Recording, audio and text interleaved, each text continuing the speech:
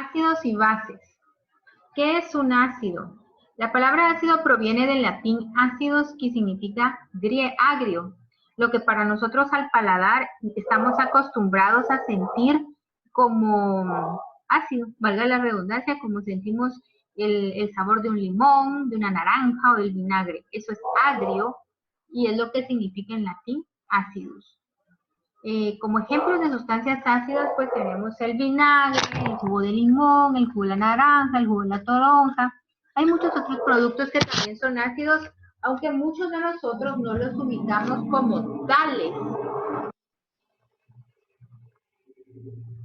Uy, espero yo que ese trailer no se haya oído tan fuerte para ustedes. Bueno, entonces, por ejemplo, el café es ácido, algunos lo vemos o lo presentimos, lo saboreamos como amargo, pero entra dentro de la categoría de sustancias ácidas. Por ejemplo, también la sandía es ácida, aunque a veces no lo sentimos así en nuestro paladar, pero sí es, si le tomáramos el pH, entra dentro de las sustancias ácidas. En su libro ustedes tienen una reglita en la página 384, donde se clasifican varias sustancias que entran dentro de categoría ácida. Pero lo vamos a entender mejor cuando veamos nosotros la escala de pH y cómo se clasifican las sustancias según esta característica. Una de las características de las sustancias ácidas es que además de su sabor agrio o ácido, pueden producir picazón si nosotros las sentimos en nuestra piel. Son muy corrosivas. Es muy delicado tratar con sustancias ácidas. Por ejemplo, los ácidos concentrados en el laboratorio pueden llegar a corroer la madera, inclusive el piso, porque entre más concentrada es una sustancia ácida, más corrosiva, más picante puede ser. Mientras que ahí, y coloqué en ácido, vean, en un colorcito así como anaranjadón, para que nos vayamos asociando las sustancias ácidas con mis colores entre amarillo a rojo, y las sustancias básicas tan celestito para que las vayamos asociando a colorcitos entre celestito, verde o azul fuerte. ¿Por qué? Porque los papeles pH que sirven para medir la intensidad de pH de la sustancia o de acidez de la sustancia giran o el color vira en torno a estos colores. En la página 385 ustedes tienen tres formas en las que podemos medir el pH de una sustancia y una de esas es el papel tornasol.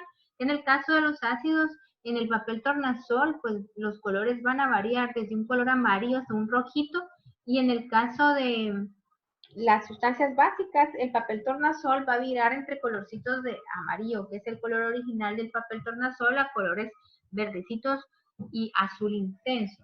Para medir el pH no solo tenemos el papel tornasol, hay métodos más sofisticados, solo que si lo tuvieran que hacer en el laboratorio, no van a utilizar ustedes esos métodos sofisticados, lamentablemente, en el laboratorio de química, porque es un laboratorio muy pobre. Pero tenemos los potenciómetros que nos sirven para medir el pH, y lo que mide en realidad el potenciómetro es la intensidad de concentración de iones H+ que tiene la sustancia, que es lo que define a una sustancia como ácida o no. Y en el caso, también tenemos indicadores de color, o lo que se llaman reactivos, que van a variar en color según la intensidad de concentración de iones H+ que tenga la sustancia, y por consecuencia así se indicará el pH de la misma.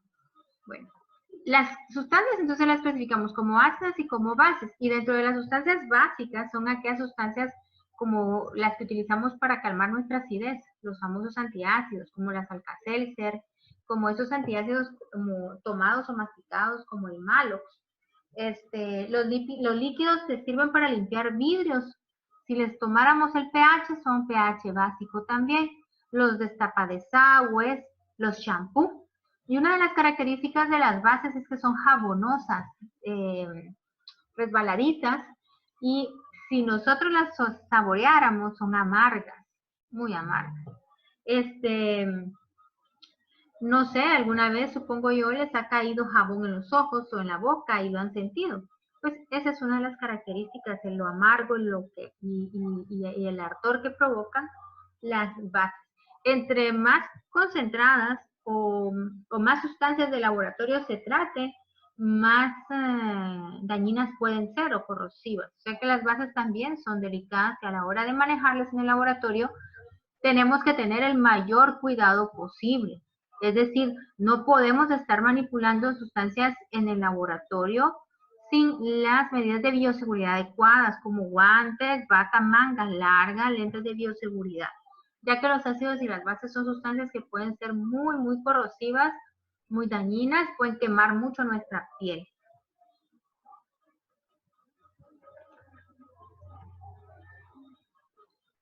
Los ácidos se pueden clasificar según varios autores. Nosotros vamos a trabajar 3 clasificaciones.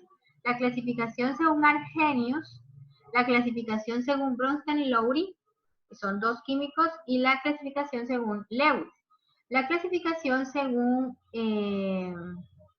Arrhenius, y esta es la primera parte de su guía, ustedes van a poder resumir en la guía qué es un ácido y qué es una base. Entonces, pero lo hacen de manera resumida, por favor. Vamos a ver entonces. Voy a subrayarles aquí con un colorcito. ¿Qué es un ácido según Arrhenius? Un ácido es una sustancia que, vean, esto es importante y es lo que tendrían que poner ustedes en su guía, produce iones hidrógeno o los famosos iones H+. Los hidrógenos H+ son iones hidronio. ¿Cuándo pasa esto? Cuando la sustancia se disuelve en agua. El ion H+ es un protón que en disolución acuosa se hidrata. Es decir, el ion H+ va a cedérsele al agua y el agua, después de tener 2 hidrógenos, va a tener 3 y entonces se va a convertir en el ion H3 o más, que el ion H3 o más es en realidad el ion hidrógeno. Ustedes lo van a poder ver a la hora de calcular pH y concentración de iones H+ como H3 o más o simplemente como H+, así como lo tenemos aquí, simplemente como ion H+. O sea que significa que el H3 y el H+ son lo mismo. Puede ser que lo encuentren en los libros o en los ejercicios como H3 o más o como simplemente H+. Perdón, bueno, los ácidos se pueden clasificar como ácidos fuertes y como ácidos débiles. Ustedes en su página del libro, les voy a decir, 376, tienen una clasificación y ahí aparecen 7 ácidos fuertes. De esos 7, aquí tengo yo 2, como pueden ver, el ácido clorhídrico y el ácido nítrico, que son ácidos fuertes. ¿Qué pasa cuando un ácido como estos se disuelve en agua? Lo que va a pasar es que el ácido y la parte del ion, en este caso, el ion H+ del ácido se le cede al agua. Veamos aquí. Ahora, si ustedes ven del otro lado de la reacción, ahora tenemos H+. Pero en realidad lo que tenemos es H3 o más. ¿Por qué? Porque como dije antes, H3 o más se va a resumir simplemente como H+.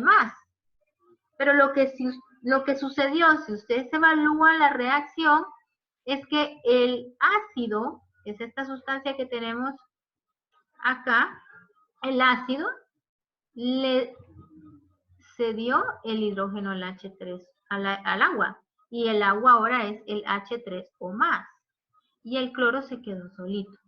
Entonces, ¿qué podemos evaluar en esta reacción? Que esta sustancia llamada ácido, ahora se las voy a subrayar en rojo, esta sustancia ahora llamada ácido, cuando se disuelve en agua, ¿qué pasa?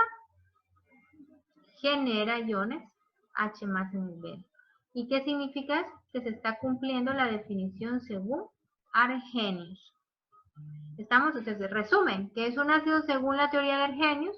Es una sustancia que al disolverse con agua o al disociarse, ¿qué es disociarse? Disociarse es como, vamos a usar una raíz más delgadita y un color. Es como divorciarse, miren, es como separarse. Al disociarse en el medio acuoso, en agua, produce iones H+. Eso es un ácido para Arrhenius. Entonces ustedes en su guía lo único que van a tener que poner es ácido de Arrhenius, sustancia que produce iones H+, cuando se disuelve en agua, o sustancia que produce iones H+. Resumido, por favor. Vamos con la siguiente. ¿Qué es una base para Arrhenius? Una base para Arrhenius es una sustancia que cuando se disocia en agua libera iones OH-. Y el OH- es la característica de una base. Esta es la característica de base. ¿Qué es la característica de base? Que posea iones OH-.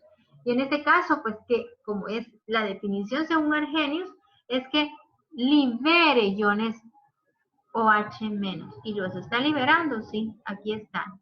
Entonces vengo yo, evalúo lo que pasa en la reacción. ¿Y qué es lo que pasa?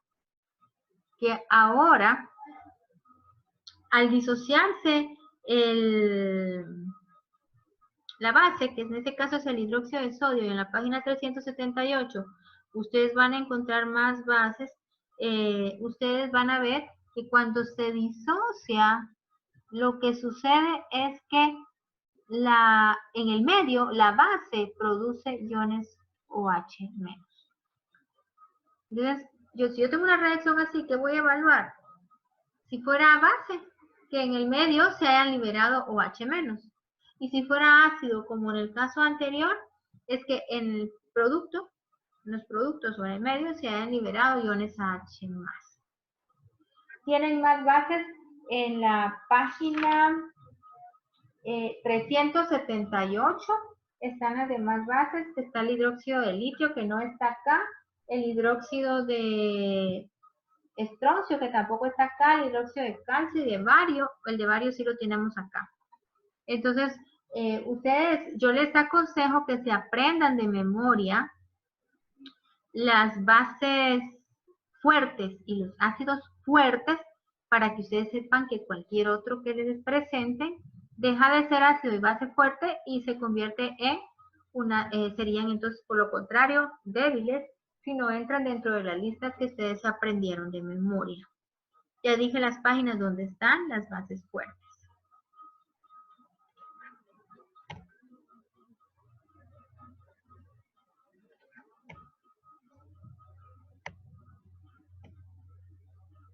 Ahora, ¿qué es un ácido según Bronsted y Lowry?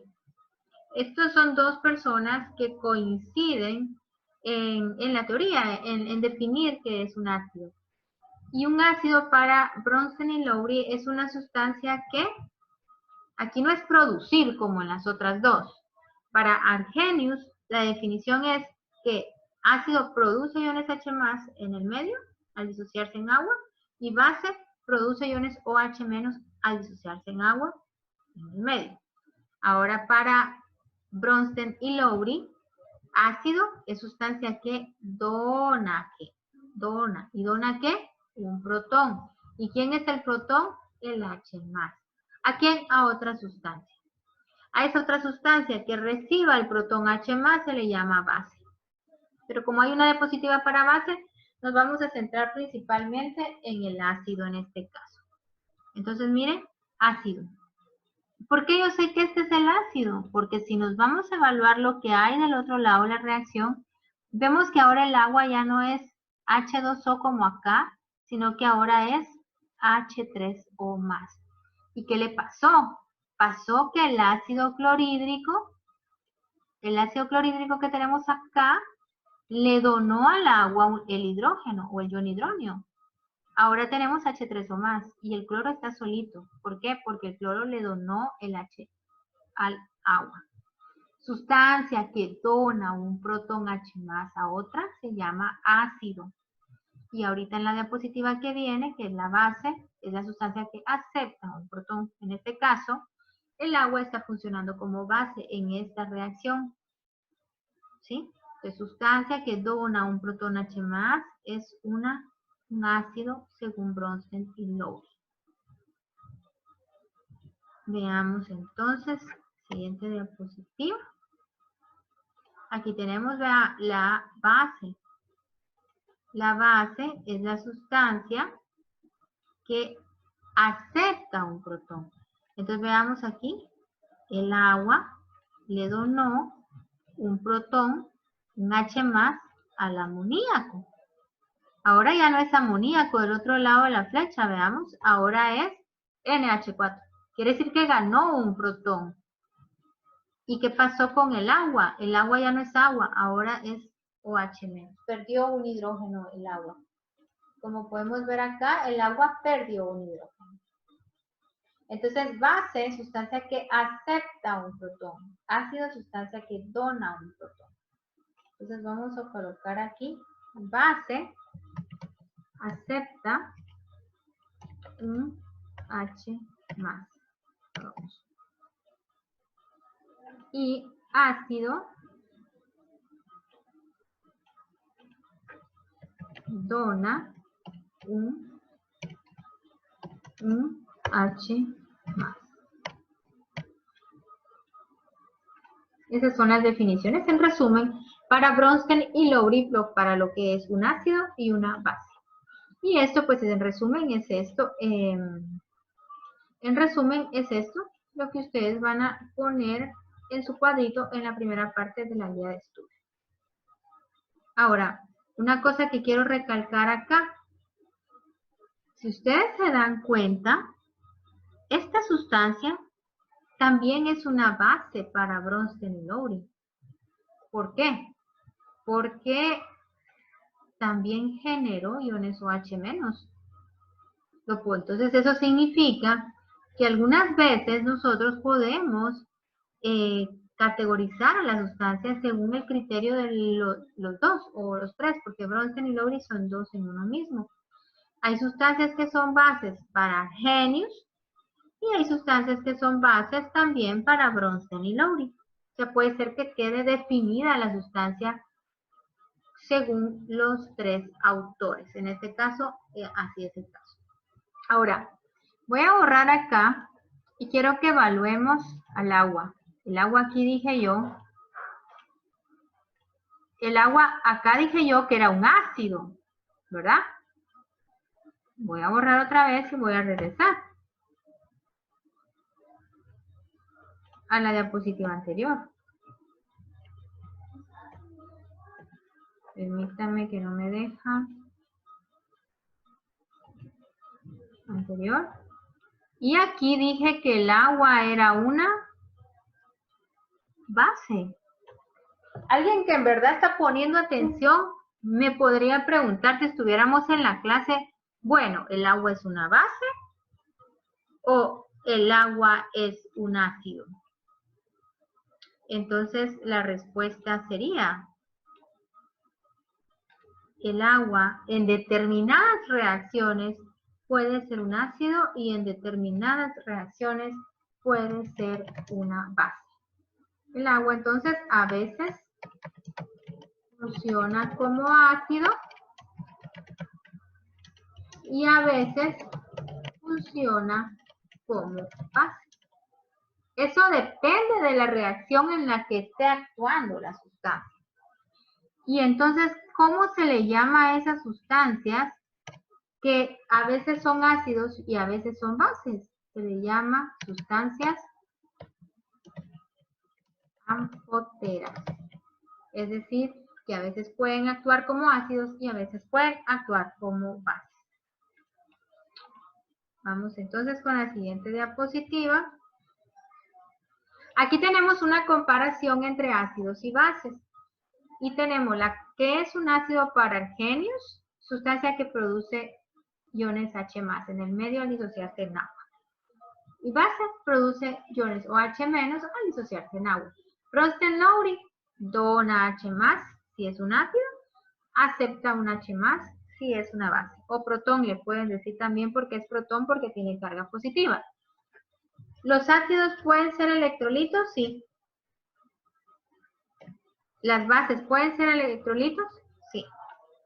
El sabor de los ácidos es agrio, el sabor de las bases es amargo.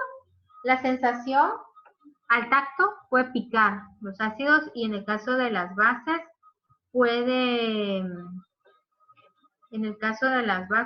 son jabonosas y resbaladizas. ¿Cómo gira el papel pH en los ácidos? Gira en los colores de amarillo a rojos intensos. En el caso de las bases, de amarillo a verdecitos a azul intenso. En el caso de usar un indicador como la fenolftaleína, que son colorantes indicadores de ácidos o bases, en el laboratorio, en un ácido la fenolftaleína no tiene color. En una base la fenolftaleína va a tener color fucsia. Y en el proceso de neutralización, los ácidos sirven para neutralizar bases y las bases sirven para neutralizar ácidos. Es decir, utilizamos los contrarios para poder neutralizar.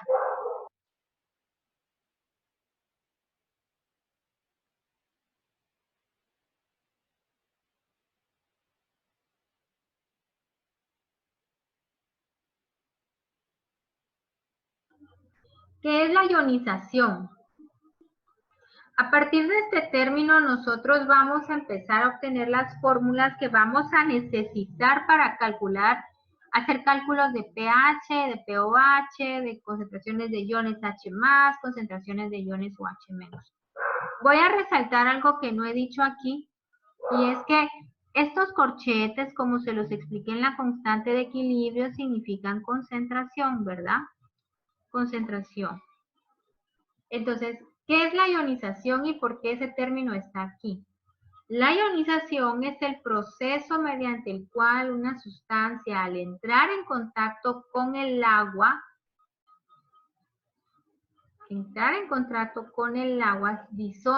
se disocia o divorcia. ¿Se acuerdan que les dije, les marqué una rayita? Es que se separan los dos iones que forman la sustancia ácida o base en iones o en sus iones respectivos. En el caso, por ejemplo, de los ácidos, como es este caso, ¿se acuerdan que en su momento dije que las sustancias ácidas tenían la característica de tener iones H+, aquí está? Y en el caso de las bases tienen la característica de tener OH-, que van a ser liberados en el medio. Entonces, en este caso es una sustancia ácida. Cuando una sustancia ácida se disocia en agua, ¿en qué se va a disociar? En sus iones respectivos. En este caso, en el ion H+ y en el ion cloruro. Esta es también una base y es una base fuerte, igual que el ácido, que es un ácido fuerte. Cuando se disocia en agua, se va a disociar en sus iones respectivos. En este caso, el ion potasio y el ion OH-, que es la característica de una base. En el caso de este, que es un ácido porque tiene aquí un hidrógeno, un ion hidronio, se va a disociar en el ion y el el ion hidronio que se libera. Y toda la contraparte, este sería el ion carboxilato. En el caso de esta que sería una base, según Bronsted y Lowry, ¿verdad? Se va a disociar en agua y va a liberar sus iones. Aquí ganó el amoníaco, ganó un H+ y se liberaron los OH-. Algo que hay que recalcar mucho aquí, y ojo, tenerlo en cuenta, porque de eso dependerá cómo resuelvan una tabla que está para pH en la guía de estudio, es esto. Miren acá, tenemos una flecha directa, Acá tenemos una doble flecha y acá tenemos una doble flecha. ¿Cuál es la diferencia entre estos dos y estos dos? Aquí hay un ácido y una base. Bueno, lo voy a recalcar. Aquí hay un ácido y una base, ambos fuertes. Aquí hay un ácido y una base, ambos débiles. ¿Cómo lo puedo reconocer yo? Con la flecha. ¿Por qué con la flecha? Porque aquí vamos a escribir los ácidos y las bases fuertes se escriben con una flecha directa y es una única flecha. ¿Por qué es eso? Porque se disocian por completo. Hay disociación completa en los ácidos y las bases fuertes. ¿Sí? Entonces vamos a hacer una llavecita aquí. Y esto son ácido y base fuerte.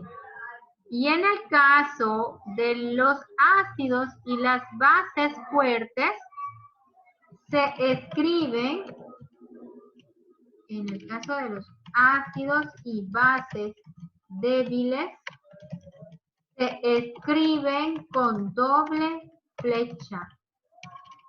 ¿Y eso por qué es? Porque se disocian pobremente. ¿Por qué? Porque son débiles, ¿sí? Entonces, la flecha me sirve mucho para identificar si se me olvidó. ¿Quieren un ácido y una base fuerte? Pues me sirve para identificar mucho si es un ácido o una base débil o fuerte. Aquí tenemos dos. Y la otra, pues también sería aprenderse de memoria los 7 ácidos fuertes y las 6 bases fuertes. Son 6 bases fuertes y 7 ácidos fuertes, que están en sus páginas respectivas, como lo dije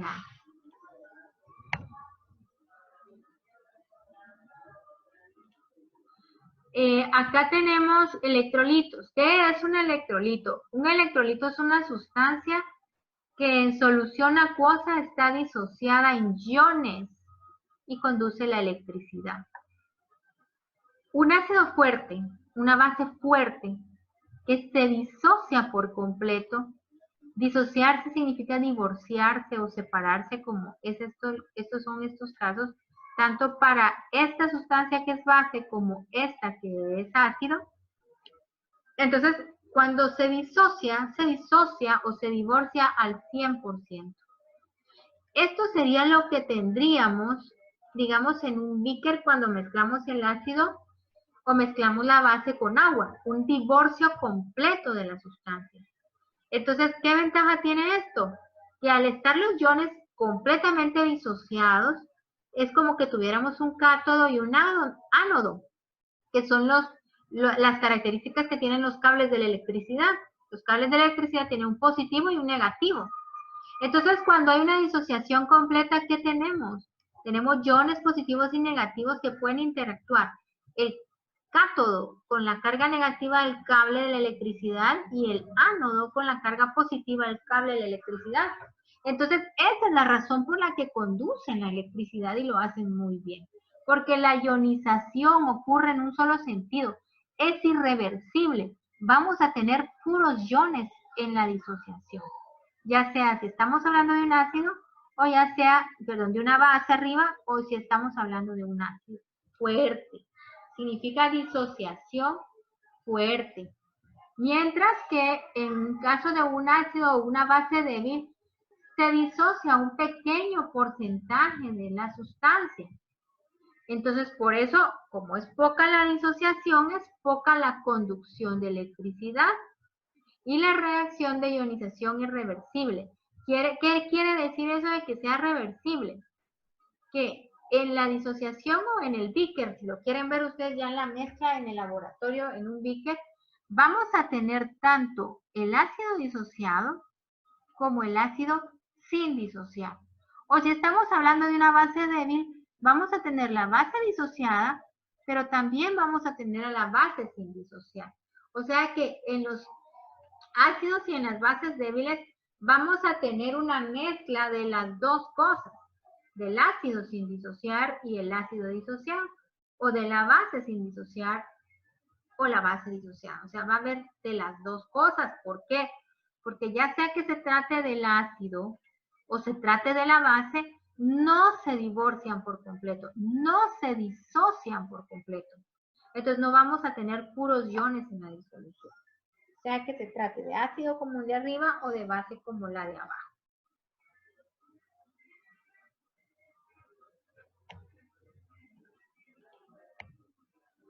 En esta imagen podemos ver un ácido fuerte cuando se disocia es buen conductor de la electricidad. Si tuviéramos que hacer el experimento de conducción eléctrica, el foco brillaría muy fuertemente. ¿Por qué? Porque el ácido, que en este caso no es un ácido, sino una sal, las sales que son iónicas también son buenos conductores de electricidad, al igual que los ácidos. Al disolverse en agua se divorcian por completo, se disocian por completo. Es decir, se liberan los iones positivos y negativos que conforman, en este caso, a la sal, pero si ustedes quieren, en lugar de mencionar la sal, les puedo poner de ejemplo al ácido clorhídrico. Si quieren, les puedo poner de ejemplo al ácido nítrico.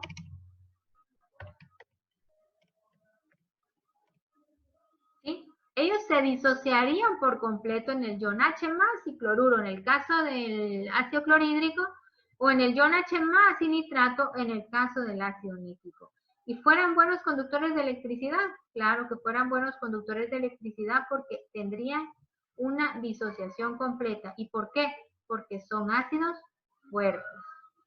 En el caso de los débiles, como lo dije antes, aquí lo podemos ver en dibujo.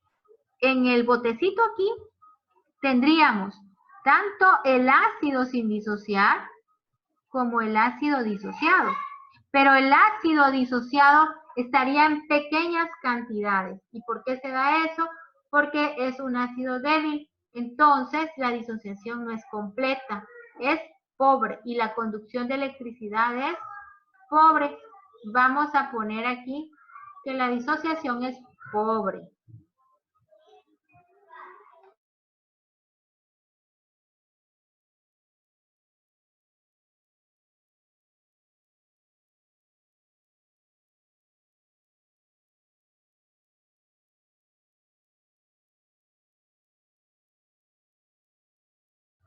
¿Y qué es un no electrolito? Un electrolito, pues por consecuencia de lo que acabamos de ver, es aquella sustancia que en estado líquido de disolución no conducen las corrientes eléctricas, es decir, no haría brillar el foquito, es decir, no se disocia la sustancia. Por ejemplo, el alcohol, por ejemplo, la gasolina, por ejemplo,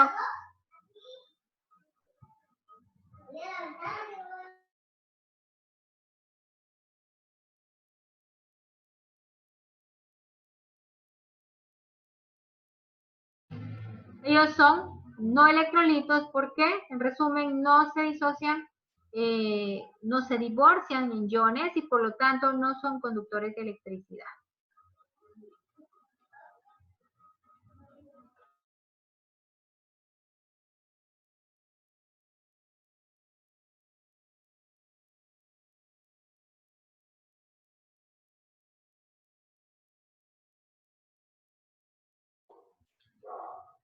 Como dicen unos videos por ahí, nos han criado creyendo que el agua es peligrosa con la electricidad, pues déjenme matarles la ilusión o el miedo. El agua es un mal conductor de electricidad. ¿Por qué? Porque el agua es mala conductora de electricidad debido a que se disocia muy poco. Es decir, cuando el agua está en disociación, se disocia poco. Esta disociación pasa en milésimas de segundo y cuando sucede esa poca disociación que tiene el agua, lo que sucede es que una de las moléculas de agua actúa como ácido y otra actúa como base. En este caso, esta está actuando como base, le dona un protón H+ a esta molécula de agua y ahora esta se convirtió en el ion H+ o H3 o más, ion hidronio, que se puede representar así o simplemente con un H+, como el que está acá, y el ion OH-, que se sería este que está acá.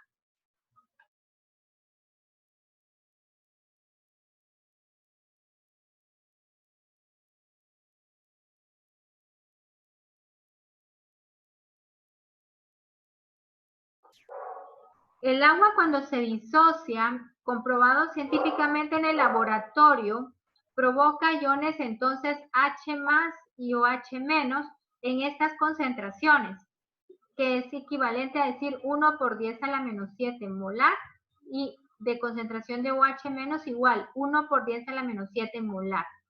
Entonces, este ion y este ion tienen estas concentraciones, 1 por 10 a la menos 7 molar, en equivalente, muy equivalentes, o sea, es igualita la concentración para los dos. De ahí surgen las primeras fórmulas para cálculos de pH y de pOH, que ahorita vamos a ir viendo.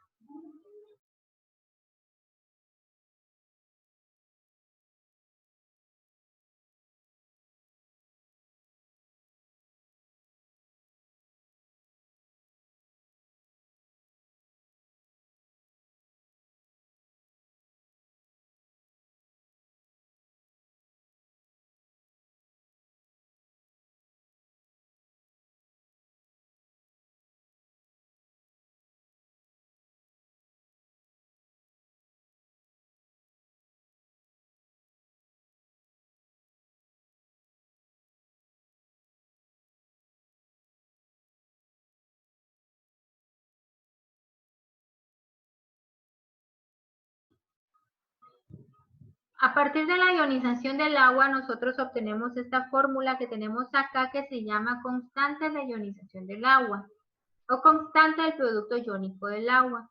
Esta KW de agua en inglés es lo mismo que la constante de equilibrio. La constante de equilibrio es igual a la concentración de iones H+ por la concentración de OH-. Son los productos de la ionización de la reacción anterior.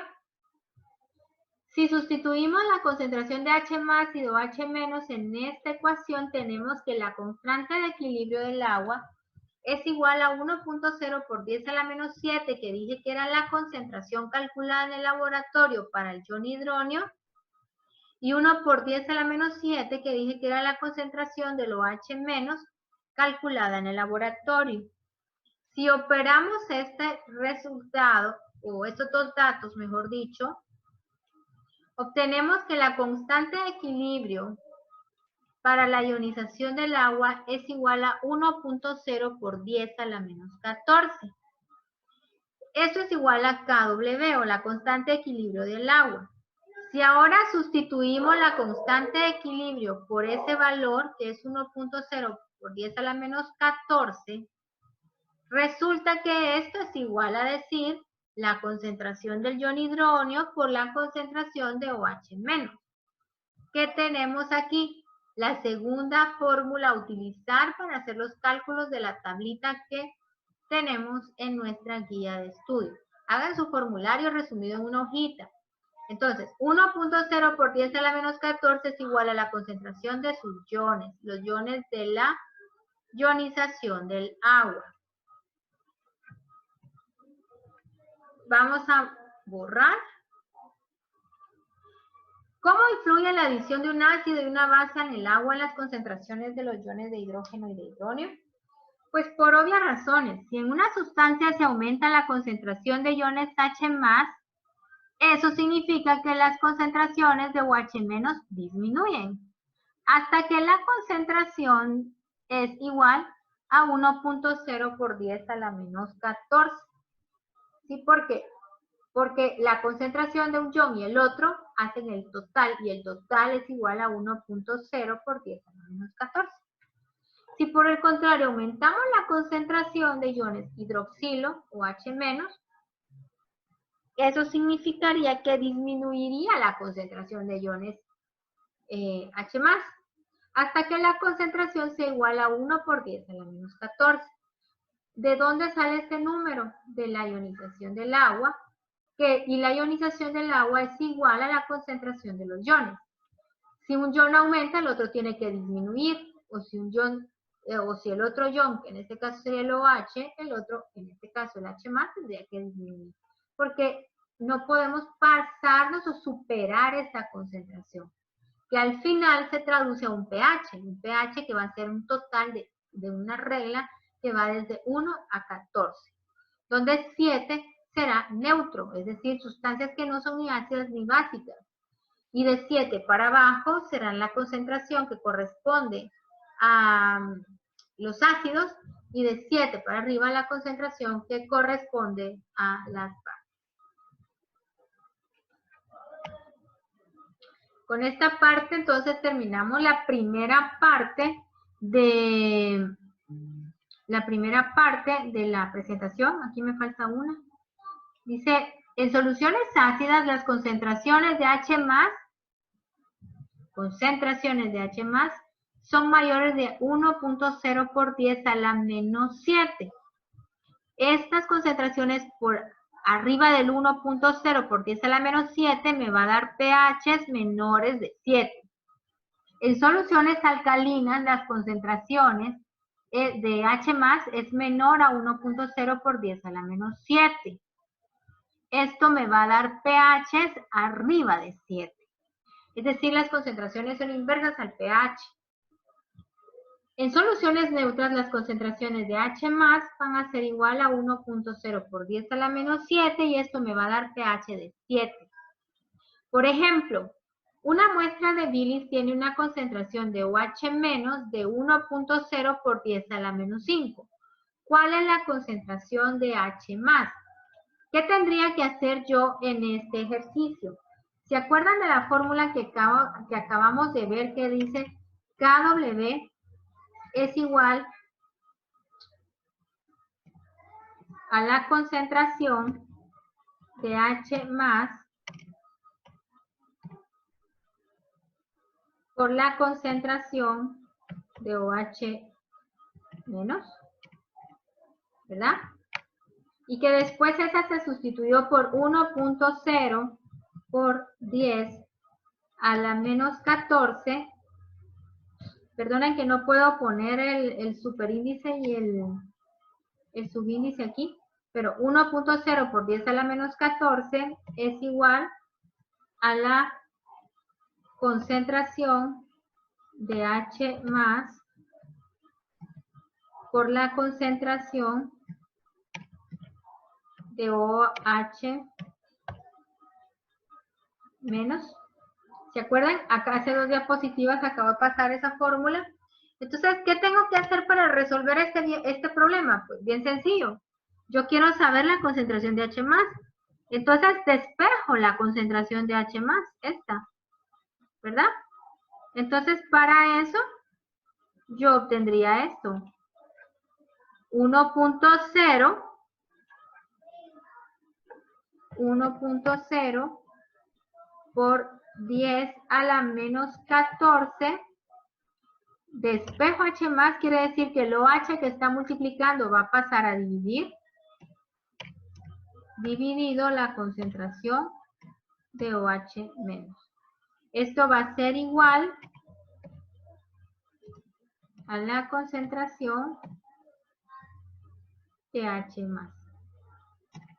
Entonces operamos y decimos 1.0 por 10 a la menos 14 dividido la concentración de OH- que me la está dando el problema, que es 1.0 por 10 a la menos 5. Sustituyo la concentración de OH- aquí, que es 1.0 por 10 a la menos 5, y me va a dar automáticamente la concentración de H+. Esto es para utilizar esta fórmula que la acabamos de ver hace 2 diapositivas. Muy sencillo, pero igual también vamos a practicar esto cuando veamos la tablita en la clase práctica, que sería dentro de una clase más, ¿verdad? Y con esto, pues sí, se acaba la presentación. Cualquier duda, por comentario. Igual vamos a seguir hablando de ácidos y bases y haciendo ejercicios en las próximas